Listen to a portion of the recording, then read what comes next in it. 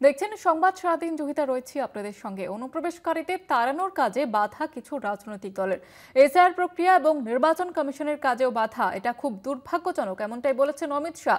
অনুপ্রবেশকারীকে তাড়াবো, এটা আমাদের অঙ্গীকার। অমিত শাহ তিনি এমনটাই মন্তব্য করেছেন। ঠিক কি বলেছেন তিনি আপনাদের শোনাবো। एसआईआर देश को एक प्रकार से हमारे लोकतंत्र को सुरक्षित करने का और निर्मल करने की प्रक्रिया है। मैं आज यहां से अपील करना चाहता हूं कि देश की जनता एसआईआर की प्रक्रिया में जो चुनाव आयोग के द्वारा चल रही है उसका पूरा समर्थन करे। और मैं आगाह भी करना चाहता हूं उन राजनीतिक दलों को जो घुसपैठियों के संरक्षण में लगे हैं। बिहार के चुनाव देश की जनता का मैंडेट है और वो मैंडेट घुसपैठियों की उपस्थिति के खिलाफ। जो दल घुसपैठियों को सुरक्षित करने के लिए, मतदाता सूची में सुरक्षित करने के लिए काम कर रहे हैं, उनको ज्ञात होना चाहिए कि देश की जनता कभी ऐसे इरादों का समर्थन नहीं करेगी। আপনারা শুনলেন অমিত শাহ, তিনি যে মন্তব্য করলেন যে অনুপ্রবেশকারীদের তাড়ানোর কাজে কিছু বাধা সৃষ্টি করছে রাজনৈতিক দল। আর এই নিয়ে আরো বিস্তারিতভাবে আলোচনা করব। আমাদের সঙ্গে টেলিফোন লাইনে রয়েছেন আমাদের মুখ্য রাজনৈতিক বিশ্লেষক জয়ন্ত ঘোষাল। জয়ন্ত দা। হ্যাঁ জয়িতা, এই মুহূর্তে অমিত শাহ যেটা বললেন এটা কিন্তু একদম সুপরিকল্পিত এবং সচেতন ভাবে অমিত শাহ বলছেন। এবং এটা বলার প্রধান যেটা কারণ সেটা হচ্ছে যে বিজেপির এই মুহূর্তে অন্য সমস্ত যে অগ্রাধিকার, তার মধ্যে সব থেকে বড় অগ্রাধিকারটা হচ্ছে কিন্তু এসআইআর। বিজেপি কি চাইছে, যে কারণে এটা বারবার প্রচার করা হচ্ছে, যে মমতা বন্দ্যোপাধ্যায় গতকাল মুখ্য নির্বাচন কমিশনারের কাছে এবং কেন্দ্রের সমস্ত নেতাদের কাছেও চিঠি দিয়েছেন তো মুখ্য নির্বাচন কমিশনারকে, যে ইমিডিয়েট এখনই এই এসআইআর বন্ধ করতে হবে। তার কারণ এইভাবে এক মাসের মধ্যে ভোটার তালিকার নিবিড় সংশোধন প্রাক নির্বাচনী, এটা অবাস্তব, এটা অসম্ভব, এটা অসাংবিধানিক। এবং এটা করার ফলে যেটা হচ্ছে অনেক ন্যায্য ভোটার তাদেরকে বাদ দেওয়ার জন্য এটা একটা ষড়যন্ত্র।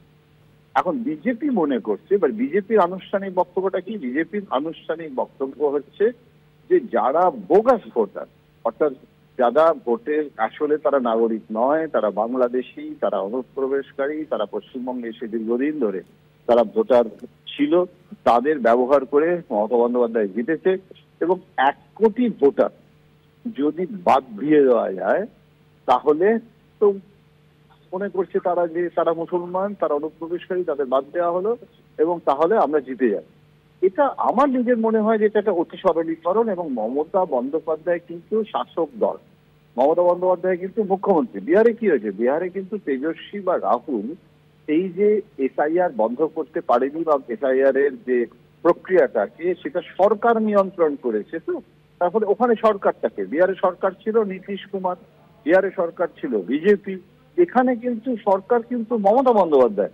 তার ফলে মনোজ আগরওয়ালের ওপরে ভরসা রেখে বিজেপির এখন লক্ষ্য হচ্ছে 1 কোটি না হলেও বিজেপি 50 থেকে 90 লাখ ভোটারকে বাদ দিতে হবে।